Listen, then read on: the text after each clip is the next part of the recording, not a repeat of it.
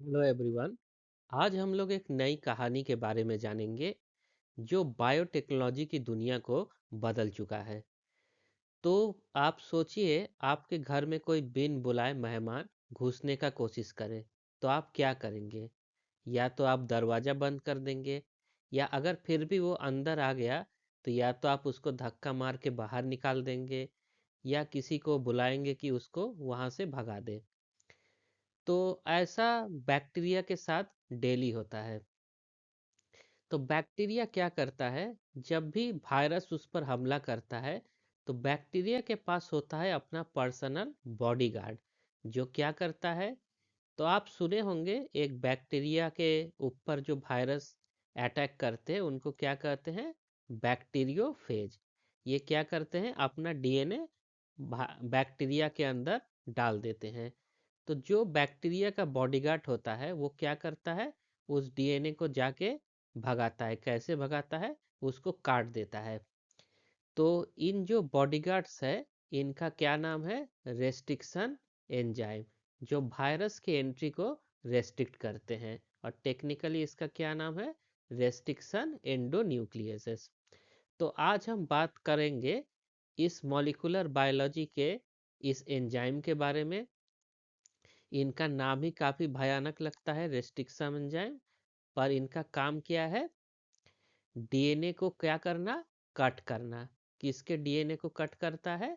Virus के DNA को, जो बैक्टीरिया के अंदर आके, क्योंकि आप लोगों को पता होगा जो बैक्टीरियोफेज वायरस होते हैं वो बैक्टीरिया के अंदर आके मल्टीप्लाई करते हैं और जाते टाइम बैक्टीरिया को मार देते हैं।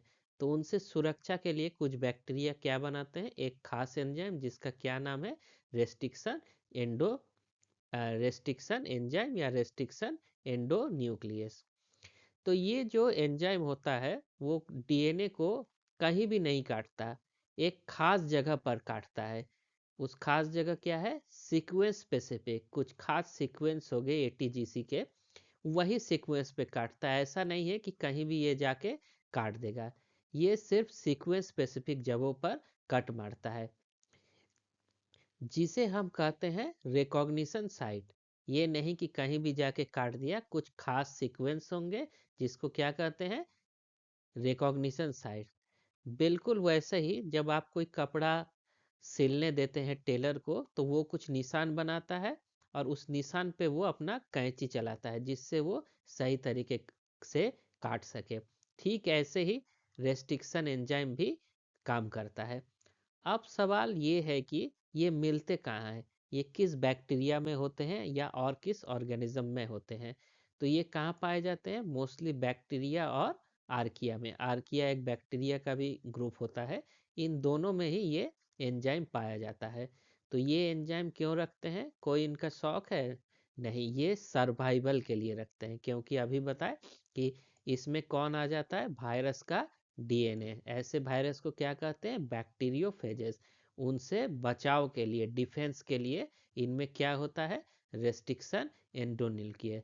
तो अगर इनके पास रेस्ट्रिक्शन एंडोन्यूक्लियस नहीं हो तो बार बार क्या होगा?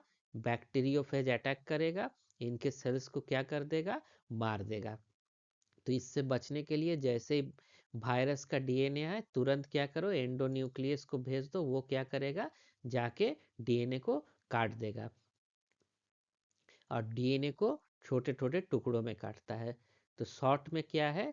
ये बैक्टीरिया का क्या है? इम्यून सिस्टम है। जैसे हमारा इम्यून सिस्टम होता है वायरस बैक्टीरिया कुछ भी है लड़ने का, उसी तरह ये किसका सिस्टम है? रेस्ट्रिक्शन एंजाइम बैक्टीरिया का सिस्टम है, बैक्टीरिया का इम्यून सिस्टम है। तो इन सब कहानी का शुरुआत कैसे वैज्ञानिकों को पता चला? ये सबसे पहले काम कहाँ शुरू हुआ? 1950s में काम शुरू होगा। तो इसमें क्या देखा? कुछ साइंटिस्ट ने देखा कि कुछ वायरस बैक्टीरिया में ग्रो ही नहीं हो पा रहे हैं। कई बैक्टीरिया को इन्फेक्ट कर रहे हैं और कुछ बैक्टीरिया में कभी भी वायरस इन्फेक्ट नहीं हो पा रहे हैं। तो इन्होंने उनको क्या कहा कि ये रेस्ट्रिक्ट है, क्योंकि इस पे ये ग्रो नहीं कर पा रहे हैं। तो फिर तीन ऐसे साइंटिस्ट थे, यहाँ बना है एर्बर, नेथन्स और स्मिथ। इन्होंने पहली बार एक रेस्ट्रिक्शन एंजाइम को खोज निकाला जिसका क्या नाम था? हिंद टू। एक बैक्टीरिया था हीमोफिलस इन्फ्लुएंजा, जिससे इन्फ्लुएंजा का बीमारी होता है। तो उसी में से ये लोग पहली बार क्या डिस्कवर किए, हिंद टू डिस्कवर किए। हिंद टू क्या है, एक रेस्ट्रिक्शन एंजाइम है।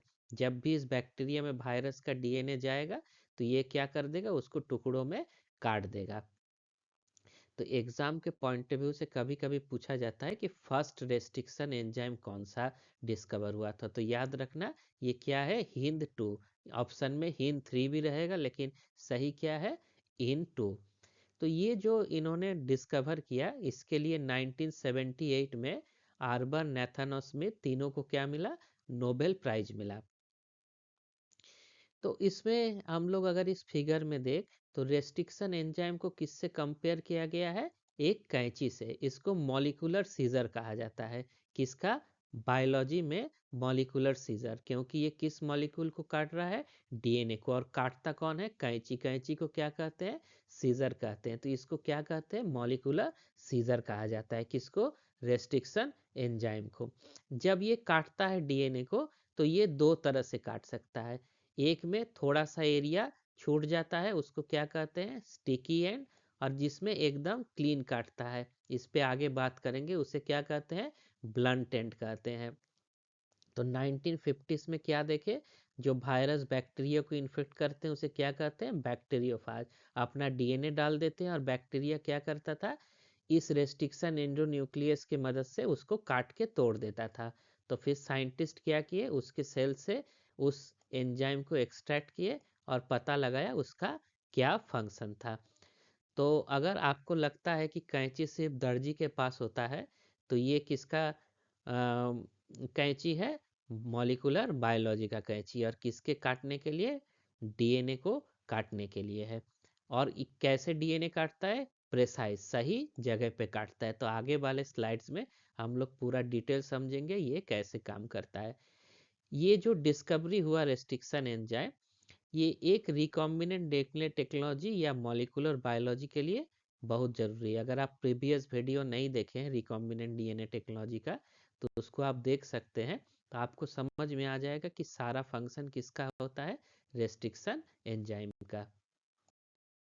अब एक बहुत बड़ा सवाल आपके मन में आ रहा होगा कि अगर रेस्ट्रिक्शन एंजाइम के पास डीएनए काटने वाला कैंची है, तो वो अपने ही घर यानी बैक्टीरिया का डीएनए भी तो काट देता होगा। तो इसका जवाब है, इसके पास एक सिस्टम होता है जिसको क्या कहते हैं, रेस्ट्रिक्शन मॉडिफिकेशन सिस्टम। ये रेस्ट्रिक्शन मॉडिफिकेशन सिस्टम क्या है, ये बिल्कुल वैसा ही है जैसे मान लीजिए आपके घर में या आपके कॉलेज में एक सिक्योरिटी गार्ड है। तो सिक्योरिटी गार्ड को क्या पता होता है कि अपना कौन है और कौन पराया, कौन बाहर से आया है। तो बैक्टीरिया के पास जो सिक्योरिटी गार्ड होते हैं उसके पास दो हथियार होते हैं, एक कैंची होता है और दूसरा हाइलाइटर होता है। तो कैंची तो हम लोग पढ़ ही रहे हैं। तो कैंची क्या है, रेस्ट्रिक्शन एंजाइम। ये क्या करेगा, फॉरेन डीएनए को कट करेगा।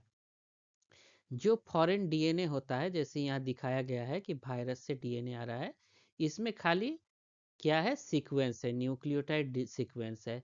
इसमें लिखा क्या है, अनमेथाइलेटेड। इसको अभी समझेंगे कि अनमेथाइलेटेड का क्या मतलब होता है। तो मान लीजिए जो भी बैक्टीरियोफेज का डीएनए अंदर आ रहा है वो क्या है, अनमेथाइलेटेड। इसको देखते ही कौन पकड़ लेता है, रेस्ट्रिक्शन एंडोन्यूक्लियस, और उसके क्या कर देता है, तोड़ देता है। लेकिन अपने डीएनए को बचाने के लिए बैक्टीरिया क्या करता है, एक दूसरा एंजाइम यूज करता है। उस दूसरे एंजाइम का क्या नाम है, DNA methyl transferase. DNA methyl transferase जैसे नाम ही है, क्या करता है, डीएनए में कुछ कुछ जगह पर क्या करता है, एक मेथाइल ग्रुप जोड़ देता है, मेथाइल को ट्रांसफर कर देता है। कहाँ पर करता है, सेम रिकॉग्निशन साइट, वो जगह जहाँ रेस्ट्रिक्शन न्यूक्लियस जाके उसको काटने वाला होता है। तो जहाँ पहुँच के वो काटेगा वहाँ पहले से मिथाइल जोड़ देगा। तो क्या होगा, ये एंजाइम बैक्टीरिया को अपने डीएनए पर एक मिथाइल ग्रुप जोड़ के क्या लगा देता है, एक मोहर लगा देता है कि यहाँ तुम मत काटो, ये अपना है। तो कैंची क्या हो जाएगा, कंफ्यूज हो जाता है कि इसे नहीं काटता। और रिजल्ट क्या होता है, फॉरेन डीएनए तो कट जाएगा, लेकिन बैक्टीरिया का अपना डीएनए क्या रहेगा, सेफ रहेगा। तो अब बैक्टीरिया क्या किया, फॉरेन डीएनए को तो काट दिया क्योंकि कोई मिथाइल ग्रुप नहीं था, और अपने डीएनए को क्या किया, बचा लिया। अब बात करते हैं इन एंजाइम्स के टारगेट की।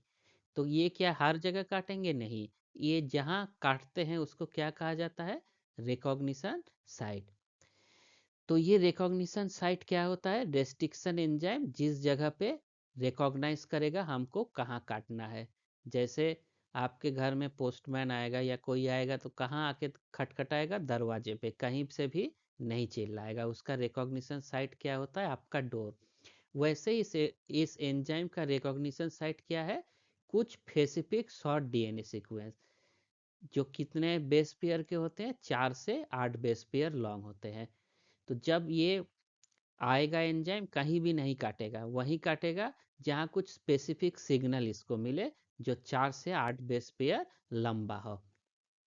और ये सीक्वेंस नॉर्मल सीक्वेंस नहीं होते, ये काफ़ी खास सीक्वेंस होते हैं। इन सीक्वेंस का एक नाम दिया गया है पैलिंड्रोमिक। अब नाम तो बड़ा कठिन है, लेकिन पैलिंड्रोमिक का मतलब कैसे है, तो इसको पहले आसान शब्दों में समझते हैं। जैसे किसी का नाम क्या है, नमन है, तो नमन का स्पेलिंग क्या होगा, NAMAN, नमन हो गया। अब यहाँ से पढ़े तो क्या है, नामन। अगर फिर हम वह आपसे कहें कि इधर से पढ़िए तो ए ना मन, तो दोनों तरफ से इधर से भी पढ़ेंगे तो नमन होगा, इधर से पढ़ेंगे भी तो नमन होगा। ऐसे सीक्वेंस को क्या कहते हैं, पैलिंड्रोमिक सीक्वेंस। अब इस एग्जाम्पल में समझते हैं।